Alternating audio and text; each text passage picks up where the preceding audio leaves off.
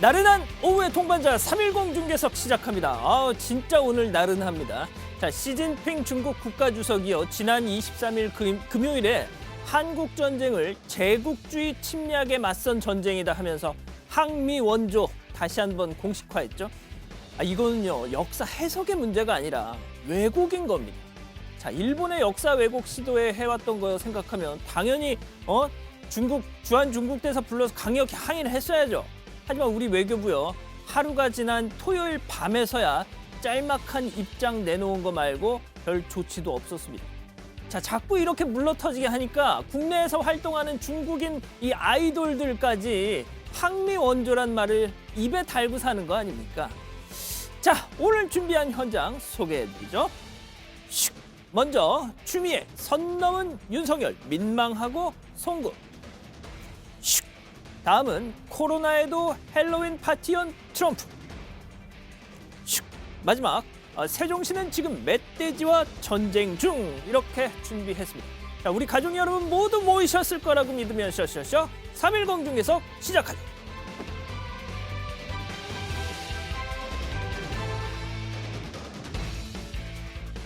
야, 오늘 제 옆에는 김경진 해설위원 나오셨습니다. 안녕하세요. 안녕하십니까. 김 의원님 지금 무소속이시죠? 정당이 없습니다. 아하, 그렇죠. 변호사 활동은 계속하고 계시죠? 장롱면허로 썩혀두고 있습니다. 그러면 실제 뭐 이렇게 수임이나 이런 건 안 하시죠? 전혀 안 하고 있습니다. 속 편하게 살겠다. 아이고, 그러시구나. 그럼 이게 수입은 없잖아요, 어떻게? 수입은 310 중계석 출연하면 조금 나옵니다. 예, 저희가 좀 많이 드리는 편인가요? 감사합니다. 알겠습니다. 많이 드려야 될 것 같습니다. 많이 주고 계십니다. 알겠습니다. 자, 오늘도 짧고 굵게 첫 번째 헤드라인부터 보시죠.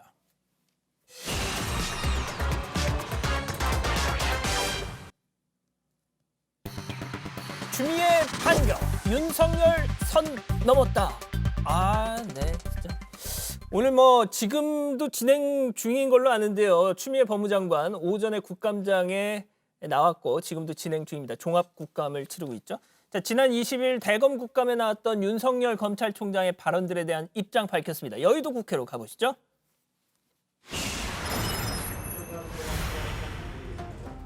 정치적 중립을 지켜야 될 검찰총장으로서는 선을 넘는 발언이 있었다라고 생각합니다. 대단히 죄송스럽고 지휘 감독권자로서 민망하게 생각합니다. 이 자리를 빌어서 송구하다는 말씀을 드립니다. 자, 들으신 것처럼 윤 총장의 장군, 지난주 장군에 오늘 어떻게든 멍군을 때릴 것이다 예상은 됐는데 선을 넘었다. 그러면서 지휘 감독권자로서 송구하다. 자, 이건 결국 윤석열 총장 내 미치다, 내 부하다 이 얘기 아닌가요? 그렇죠. 그러니까 어쨌든 검찰청이 법무부의 외청이고 또 정부 조직법상 보면 네네. 법무부 장관은 의전서열 21입니다. 하지만 검찰총장은 의전서열 61입니다. 아유, 많이 차이 나네요. 예, 많이 차이가 납니다. 그래서 법무부 장관께서 저렇게 점잖게 얘기하고 있는 것은 내가 확실한 지휘 감독권자고 내 부하다. 이런 점을 아마 차분하게 설명하실 것 같습니다. 자, 그런데 지난주에 다들 보셨겠지만 윤석열 총장 난 법무장관 부하가 아니다. 이런 발언에 대해서 어떻게 생각하냐. 그렇게 윤 총장이 얘기했던 거에 대해서 어떻게 생각하냐고 직접적으로 추 장관한테 묻는 것도 있었는데 잠깐 그 장면 직접 보시죠. 검찰총장은 법무부 장관의 부하가 아닙니다. 만약에 부하라면 검찰총장이라는 이런 직제를 만들 필요도 없고요. 검찰총장은 법무부 소속의 검사 업무를 담당하는 청으로서 법무부 장관은 검찰총장의 상급자이다 또는 맞습니다. 4급자. 네. 그래서 부하라는 표현을 누구도 사회에서 사실 안 쓰는 표현이니까요. 저도 부하라는 단어는 생경합니다. 자, 부하라는 단어 이 어색하다. 어쨌든 내가 그 사람보단 위다. 김경진 변호사께서도 검사를 해보셨잖아요. 네. 그래서 여쭤보는 건데 어떻게 생각하십니까? 누구 말이 맞다고 보십니까? 저게 누구 말이 맞냐 틀리냐 이 문제가 아니고요. 예. 부하라고 하는 그 단어의 표현을 가지고 집착할 필요가 없습니다. 아하. 이미 검찰청법하고 형사소송법에 아주 명확하게 기준이 정해져 있습니다. 뭐라고요? 첫째, 인사에 관해서는 법무부 장관을 통해서 대통령이 검사에 대한 인사권을 행사한다. 그래서 검사장이라든지 부장검사, 평검사들에 대해서 전면적인 인사권은 대통령 그리고 대통령을 대리한 법무부 장관이 인사권을 행사하고 있습니다. 두 번째, 검찰청법에 보면 예예. 일반적인 검사 사무와 관련된 일반적인 규칙을 제정할 수 있는 권한이 법무부 장관에게 있습니다. 그래서 일반적인 수사 감독 지휘권이 법무부 장관에게 있습니다. 다만 구체적이고 개별적인 사건에 대해서는 예예. 원칙적으로 법무부 장관이 개입하거나 지휘해서는 안 되는 것이 원칙이고 다만 아주 극히 예외적으로 이게 법무부 장관이 개입해야 될 필요성이 있는 경우에는 법무부 장관이 직접 검사를 지휘해서는 안 되고 오로지 검찰총장을 통해서만 예외적으로 수사 지휘를 해야 됩니다. 뭐 그걸 수사 지휘권이라고 하죠. 예, 개별적 수사 지휘권이라고 합니다. 그래서 사실은 기능적 업무에 대해서는 이게 검사 업무라고 하는 것은 일종의 준사법권이거든요. 보면 법원의 재판하고 극히 유사하기 때문에 각각의 검사 그리고 검찰총장에게 별도로 분리 독립되어 있는 것이고 인사와 일반적인 준칙에 대해서는 정치 권력인 법무부 장관 그리고 대통령의 지휘 감독을 받는다라고 이미 법에 딱 정해져 있기 때문에 저게 저 부하냐 아니냐 이 논란 사실은 굳이 불필요한 표현 가지고 그냥 입씨름하는 것에 불과합니다. 근데 윤 총장 그런 말도 했거든요. 지휘한다고 다 상하 관계가 아니다. 검사가 경찰을 지휘하지만 검사가 경찰의 상급자가 아닌 것처럼 예. 뭐 이런 얘기도 했단 말이죠. 그러니까 가령 이런 거죠. 대법원장이나 대법관은 대통령이 임명을 하지만 우리 헌법에 보면 사법권 독립이 명확하게 규정이 돼 있습니다. 예. 그래서 대통령이 법원 재판에 대해서 일체 개입을 해서는 안 되죠. 안 되죠. 헌법재판소도 헌법재판소장이나 재판관 대통령이 임명을 하지만 대통령이 거기에 개입할 수 없는 겁니다. 그래서 검사가 하고 있는 사건 수사 그리고 결정에 대해서는 아무리 대통령이나 법무부 장관이 인사권이 있지만 그럼에도 불구하고 개별적으로 끼어 들어가서는 안 된다. 아주 예외적으로만 들어갈 수 있다라고 하는 것이 검찰청법에 정해진 것이기 때문에 네. 윤 총장이 하는 얘기는 아마 그 취지를 얘기하고 있는 것 아하. 같습니다. 그렇군요.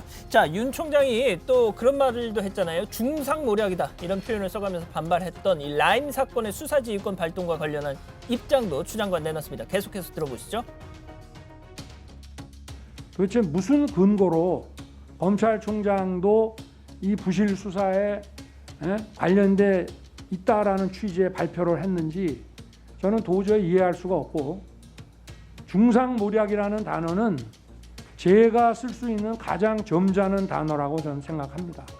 상당히 의심스러운 점이 많기 때문에 당연히 법무부 장관으로서는 법에 의한 수사에 대한 지휘권을 발동한 것이 적법한 것이고요.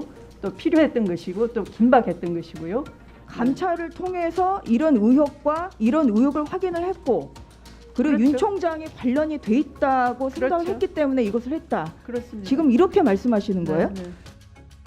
자, 조금 전에 지금도 법무부 국감이 진행 중인데 조수진 국민의힘 의원이 법무차관한테 이 상하관계 이 질문을 했대요. 네. 그랬더니 고기영 법무차관은 상하관계는 성립한다. 이런 답변을 내놨다고 하네요. 자, 일단 이 검찰총 뭐 하실 말씀 있으십니까? 없습니다. 예. 검찰총장이 라임과 이 옵티머스 부실 수사 관련이 있다 몰랐을 리 없다는 게 분명해 보여서 수사지휘권 발동 역시 정당한 조치다.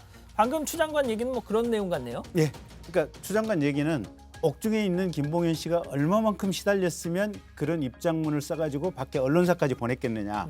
그리고 입장문의 내용이 상당히 구체적으로 기재가 돼 있지 않느냐. 그리고 야당 정치인에 대해서는 제대로 수사 안 하고 여당 정치인에 대해서만 수사를 하면서 그게 언론에 곧바로 흘러나오지 않느냐. 그리고 검찰 내부 비리는 그냥 묵과하지 않느냐. 네. 이게 지금 김봉현 씨 입장문에 써진 내용이고 추 장관은 아마 이 내용을 기반으로 해가지고 수사지휘권 배제가 이게 정당하다 이렇게 주장을 하는 것 같고요. 반면에 이제 윤 총장 같은 경우는 전임 남부지검장 박순철 검사장도 확인을 했고 예. 전전임인 송사면 검사장도 검찰 제대로 했다. 야당 정치인 수사 잘했다. 그다음에 검찰 내부 비리에 대해서는 김봉현 씨가 지금까지 얘기한 적 없었다. 아하. 그래서 얘기 듣자마자 감찰 수사 시작했다. 했다. 이런 입장이 지금 현재 윤 총장 입장인 것 같습니다. 누가 맞을지는 예. 결국은 현재 수사팀이 수사 진행하는 결과를 보면 시간이 흘러보면 알 수 있을 것 같습니다. 그렇겠네요. 자, 그 뭐 추 장관 윤 청장이 서울중앙지검 시절에 이 옵티머스 사건 무혐의 처분한 거에 대해서도 감찰 검토하겠다 이렇게 밝혔더라고요. 예, 아마 저 부분은 대검에서도 한번 감찰을 해서 확인을 해봐야 될 부분인 것 같은데 저게 윤 총장 국감장에서 얘기하면 자기는 몰랐다, 예. 보고되지 않았다. 그랬죠. 그리고 검사가 부장검사에게 이 결재를 올려서 부장검사 정결로 무혐의 처리가 됐었다. 지금 이렇게 얘기를 하고 있고 일각에서는 지금 뭐 서울중앙지검장까지 보고가 안 됐을 리 없다라고 예. 얘기를 하고 있기 때문에 저 부분도 감찰 조사를 통해서 좀 분명히 밝혀봐야 될 필요성이 있는데 어쨌든 초창기에 조금 수사를 제대로 안 됐다고 하는 것은 뼈아픈 대목인 것 같습니다. 예. 검찰로서. 자, 그리고 오전 국감 말미에 지난주 윤 총장 그 국감 말미에 한 발언. 그러니까 퇴임 후에 국민한테 봉사하겠다. 이 발언에 대해서도 추 장관이 적절치 못한 발언이었다. 이런 지적을 했네요. 그러니까 그게 이제 정치를 하겠다고 하는 암시 아니냐. 근데 뭐 국민에게 봉사하겠다고 하는 말은 액면 그대로 하면 봉사 얼마나 좋겠습니까? 근데 이제 그 뒤에 이어지는 질문이 있었죠. 정치하실 생각이 있는 겁니까? 그렇죠. 없는 겁니까? 그래서 지금으로서는 조금 답하기 어렵다는 식으로 애매하게 예, 얘기를 했지 않습니까? 예, 근데 그렇죠. 과거 인사청문회 할 때 본인 총장 인사청문회 할 때는 정치 안 하겠다라고 딱 선을 그어서 분명하게 답변을 했거든요. 그랬죠. 그래서 미묘한 뉘앙스 차이가 있기 때문에 결국은 그 소리는 정치를 하겠다는 것을 염두에 둔 거 아니냐, 가로 안에. 이제 김 변호사님은 어떨 것 같으세요? 뭐가 맞을 것 같으세요? 글쎄, 그러니까 인사청문회 당시에는 예. 검찰총장이 지금까지 정치에 투신해 본 적이 거의 없을 겁니다. 아마 관례적으로. 그렇죠. 워낙 중요한 권력이니까. 예. 그래서 안 해야 되는 것이 당연한데 예. 최근에 한 1년 동안 열심히 터지다 보니까 예. 본인도 마음속에 조금 생각이 좀 변할 소지가 있지 않은가. 그러니까 우리 김 변호사님께서는 윤석열 총장 정치할 것 같다. 아니요, 그건 모르겠어요. 아니, 근데, 뭐예요? 근데 지금까지 본인 할 마음속에도 이럴까 저럴까. 아직 갈피를 못 잡고 있다. 그런 정도 상황 아닌가 싶습니다. 아, 그렇군요. 네. 자, 그리고요. 요즘에 최근에 이 대검 근처에 가보신 적 우리 김 변호사님 있으세요? 예, 그 앞에 지나가 봤습니다. 여기 막 저 지금 나오네요. 예, 저도 저 봤습니다. 직접 보셨다면서요? 예, 봤어요. 예. 저 좀 말씀 좀 해주세요. 저거 어쨌든 빨리 좀 치워달라라고 그 법무부 대변인 통해서 부탁을 해야 되고요. 저기도 아마 보수 시민단체 쪽 인사 몇 분이 저 화환을 관리하고 있다 그래요, 현장에서. 그래요. 예, 그래서 대검에서 자신들이 직접 치우기도 조금 입장이 좀 관여하는 것도 좀 모양이 이상해서 저렇다고 하는데 어쨌든 이것도 저것도 검찰의 중립성에 대해서 의심을 살 만한 환경이나 분위기로 읽히는 대목이기 때문에 저 화환을 진열해 주신 분들도 신속하게 치워야 될 것 같고 어쨌든 오늘이 됐건 내일이 됐건 대검찰청 대변인은 정중하게 화환 더 이상 보내지 마라, 치워달라 라고 말씀을 해주시는 게 좋을 것 같습니다. 괜한 오해 소지가 없도록. 예. 알겠습니다. 자, 첫 번째 현장 여기서 마무리하고요. 이 다음 현장은 할로윈 파티에 오신 걸 환영합니다. 헤드라인부터 보시죠. 트럼프는 코로나 역풍, 바이든은 아들 역풍. 자, 이번 주 토요일이 바로 할로윈데이입니다. 알고 계셨습니까? 몰랐습니다. 예, 저도 몰랐는데 네. 솔직히 우리나라에서 뭐 이태원 같은 데서나 떠들썩하고 그렇죠. 하지만 그나마도 코로나 때문에 그 할로윈 축제 분위기 많이 죽었다고 하는데 자, 이런 와중에 또 분위기를 확 띄우고 있는 곳이 있다고 합니다. 현장으로 가보시죠. 예, 거기가 바로 이제 백악관이라는 거죠. 지금 그 출입구 앞에 저렇게 호박이 잔뜩 쌓여 있고 또 트럼프 대통령 내외가 저렇게 딱 나옵니다. 하지만 뭐 여지없이 또 노마스크. 아무튼 근데 주변 사람들은 다 쓰고 있는데 사람들 엄청 모였네요. 그러니까 저는 좀 대선이 진짜 이제 10여일 정도밖에 안 남았는데 저런 할로윈 행사는 꼬박도 잊지 않고 하는구만요. 그러니까 이제 저 할로윈 행사 자체가 목적이 아니고 예. 백악관은 살아있다. 아하. 트럼프 생기 있다. 아하. 트럼프 싱싱하게 나 아직 미국을 이끌 죽지 수 않았어. 있다. 예, 그걸 보여주기 위해서 저 행사를 일부러 한 것 같은데 예.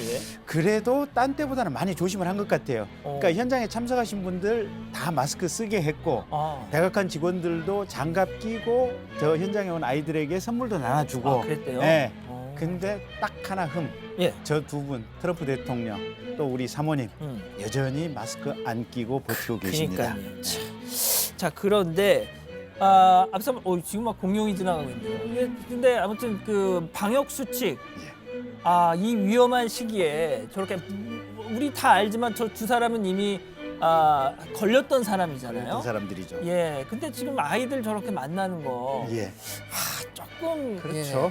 그러니까 마스크도 물론 안 거리는 쓰고. 딴 때보다 조금 더 이게 밀집도는 좀 줄였다고는 해요. 예. 그렇지만 많이 부족하고 어. 한국 기준으로 보면 아웃. 그러니까요. 약간 예 그렇습니다. 아무튼 자 그런데 트럼프 대통령 저 할로윈 행사를 하고 있는 메인주에 네. 메인주에 지금 저거 보시면은 옛날에 지난해 네. 뭐 코로나 같은 거 없을 때 했던 할로윈 행사하고 엊그제 네. 비교해 보면 확실히 좀 거리는 거리를 있네요. 두고 있습니다. 예, 예. 그렇습니다. 자 트럼프 대통령이 할로윈 행사를 하고 있는 메인주에 있는 한 농장도 방문했는데 그 현장도 잠깐 가보시죠.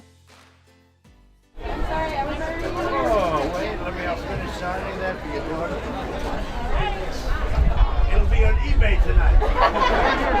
Okay, thank you very much. I thought we'd have like 5 people. We have thousands of people. That's great. Congratulations.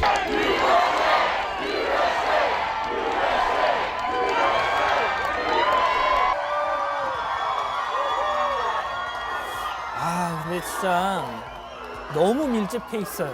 맞습니다. 진짜 저렇게까지 굳이 해야 되나 싶은데 말이죠.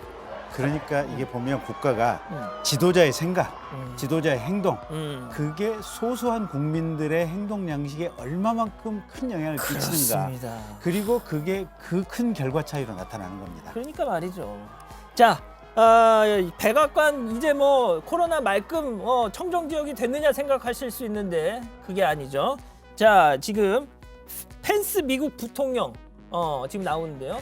자, 펜스 미국 부통령의 최측근들이 줄줄이 코로나 확진 판정을 받았다고 하는데 자, 그럼에도 불구하고 저렇게 유세를 강행하고 있어서 그것도 좀 논란이 된다죠. 이게 대통령이나 부통령이나 지금 얼추 비슷한 상황인데요. 예, 예.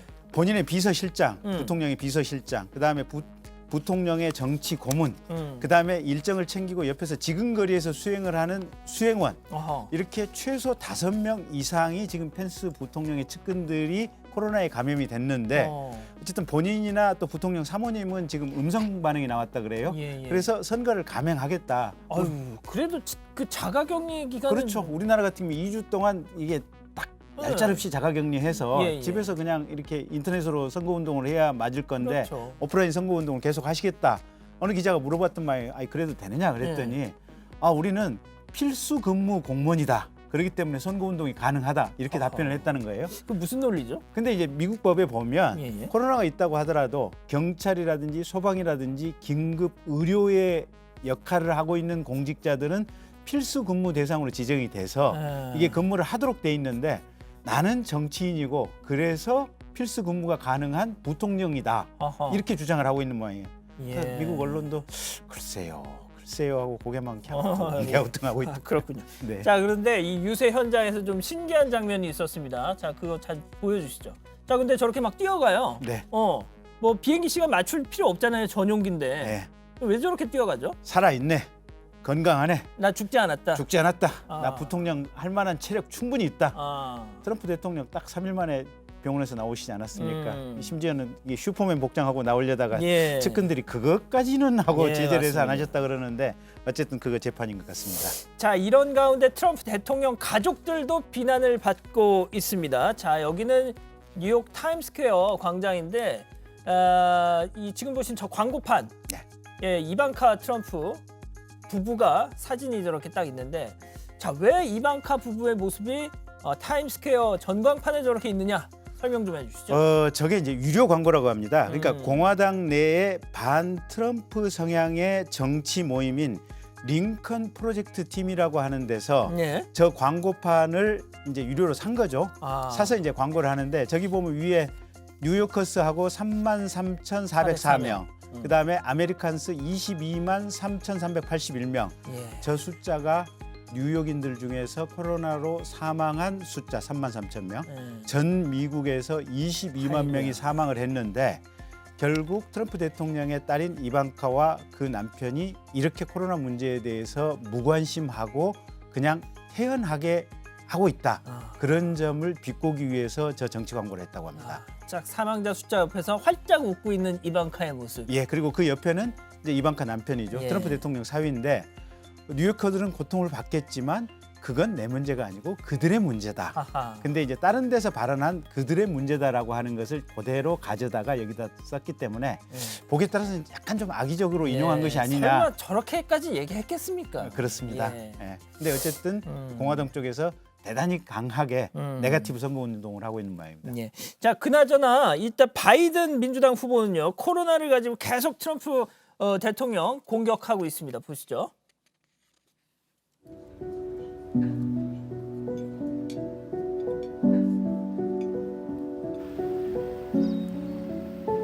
$200,000 deaths because of the coronavirus all across this nation. There are empty chairs and dining room tables and kitchen tables that weeks and months ago were filled with a loved one, a mom and dad, a brother or sister.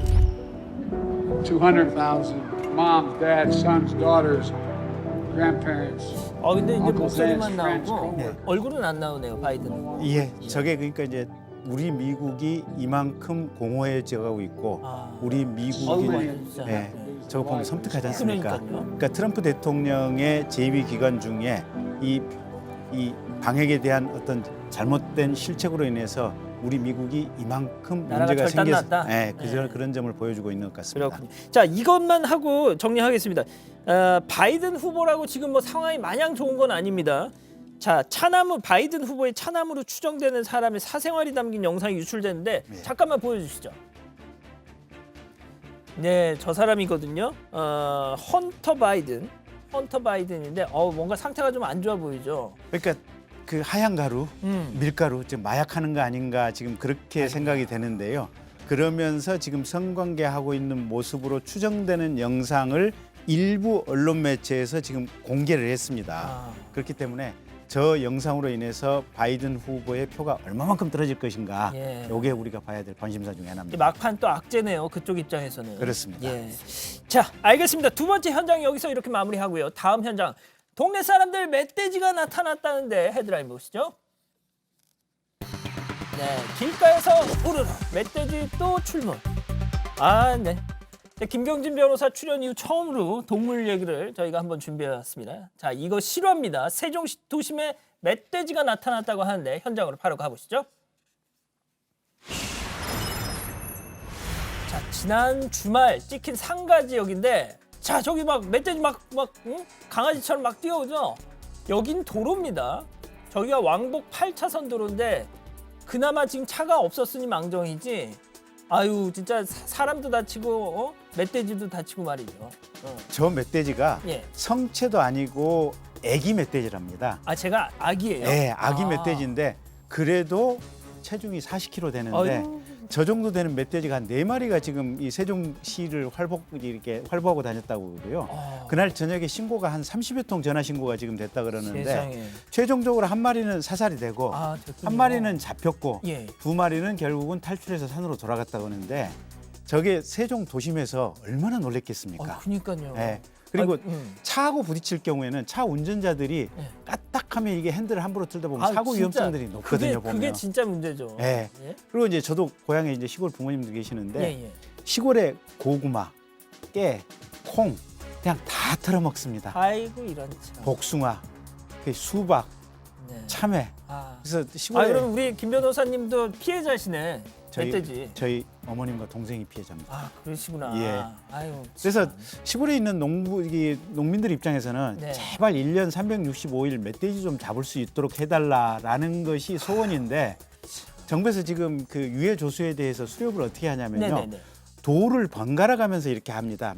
매번 인정이 되는 게 아니고 올해는 가령 전라남도에서 수렵이 인정이 됐다면 내년은 전라북도 이렇게 인정이 되고 옮겨가면서 예, 하는군요. 그리고 기간이 1년 360일 되는 게 아니고 일정한 기간을 정해서 그 기간에만 수렵이 가능하도록 돼 있습니다. 그래서 농민들 입장에서는 사실은 멧돼지들 때문에 농작물 피해가 너무 크다 보니까 네. 이게 스트레스가 보통 스트레스가 아닙니다. 근데 얘네들 도대체 왜 저렇게 도심을 산에 안 다니고 왜 저렇게 도심으로 나왔을까요? 우선 이제 산에서 개발이 많이 되다 보니까 저 지금 막 때로 예, 가는 거 보세요. 그렇죠. 와, 저 차들이 지나가다 블랙박스에 찍힌 영상일 텐데 아. 얼마만큼 놀랬겠습니까 운전자들이. 진짜 아까 말씀하신 것처럼 만약에 핸들을 확 돌았으면 예, 인도로 막 차가 갈 수도 있고. 그렇죠. 그러니까 대형 교통사고의 가능성들이 이제 상존하게 되는데 어쨌든 서식지가 줄면서 내려오는데 특히 이 먹을 것을 찾아서 내려온 경우들이 많습니다. 그래서 어쨌든 이 동물과 공생을 해야 되는데 사람들로서는 피곤하기 그지없는 아무래도 일입니다. 세종시가 이렇게 새로 개발되면서 예. 쟤네들 서식지가 좀 줄고 줄어들고. 그런 영향이 있나 보죠. 예. 아하, 신도시를 건설하면서 그렇게 됐다. 그렇군요. 자, 그리고 말이죠. 자, 그런가 하면은 태국에서는요. 코끼리 떼가 나타났다고 합니다. 예, 쟤네인데요. 자, 엄청 많은데 지금 얘네들은 뭐 한 4마리 정도도 아니고 완전 무리를 지어서 가족들이 저기가 지금 대가족 사회가 지금 코끼리 사회들이거든요. 어. 저게 아마 지나가는 게 한 2-30마리가 동시에 지나갈 겁니다. 아이고, 그러네. 그래서 저 골프장에서 골프 치고 있던 저기가 골프장이에요? 예, 골프장입니다.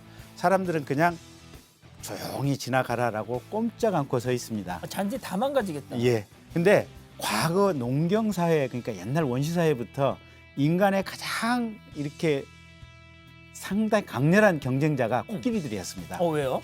사람이 먹을 만한 게 이게 농작물을 심어 놓으면 네네. 우리는 멧돼지들이 와서 파먹었다 그랬지 않습니까? 아프리카라든지 태국이라든지 열대지방 코끼리가 사는 지역에서는 코끼리들이 와서 농작물을 파먹고 코끼리들이 와서 나무를 해치고 이런 경우들이 빈번합니다. 아, 그렇군요. 예. 아하. 자, 그런데 쟤네들도 역시 먹이 때문에. 그렇습니다. 아, 그렇군요.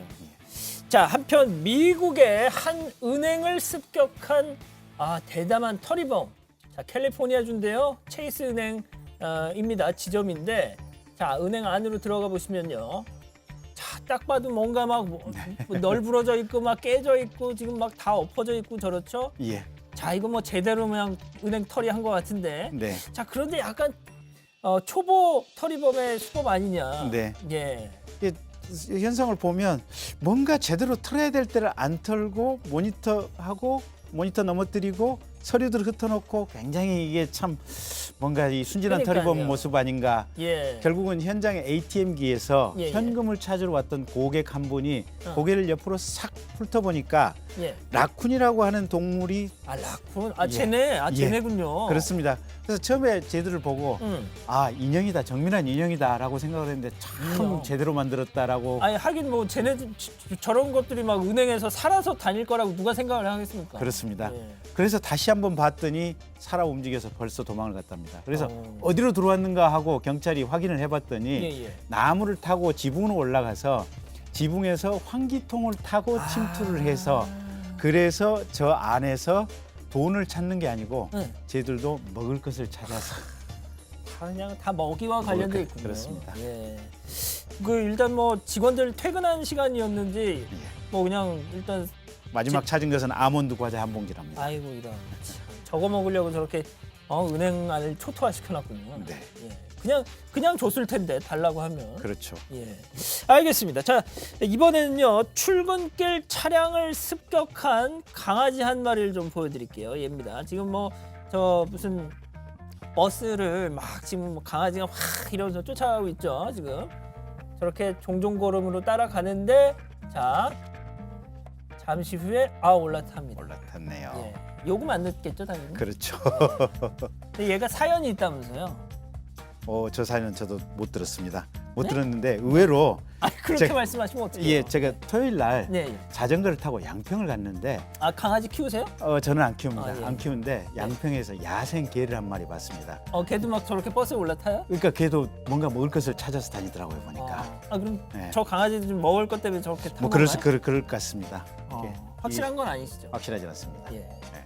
아무튼 뭐 무임승차를 했다는 소식 지금 저희가 전해드리면서 자, 세 번째 현장 여기서 마무리하고요.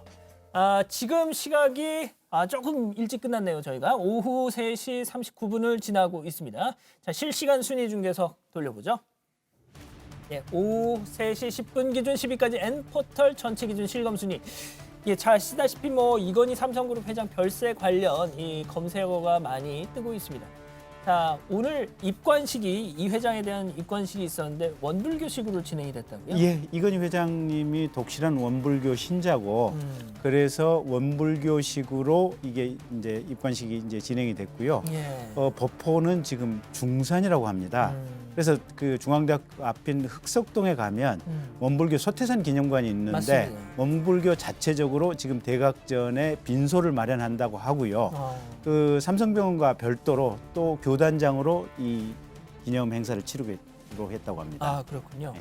자, 그리고 지금 이건희 상속세 뭐 이렇게 나왔는데 예. 이건희 회장 유족이 이 뭐 당국에 낼 이 상속세 규모에 대한 관심도 크더라고요.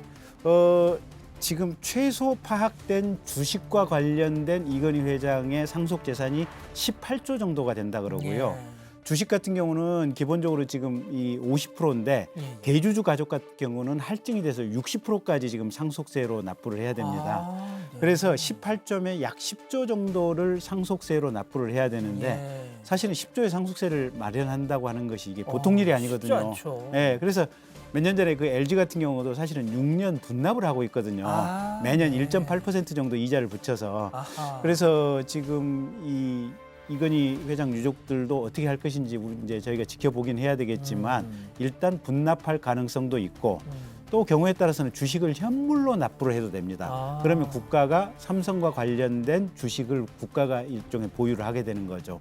그래서 어떤 방식으로 납부를 할 것인지는 관심 있게 지켜봐야 되는데 이게 우리나라 대한민국의 최근 3년간 상속세 거둔 거하고 이건희 회장님 사망했다는 상속세하고 똑같다고 그래요. 아이고야, 그렇군요. 예.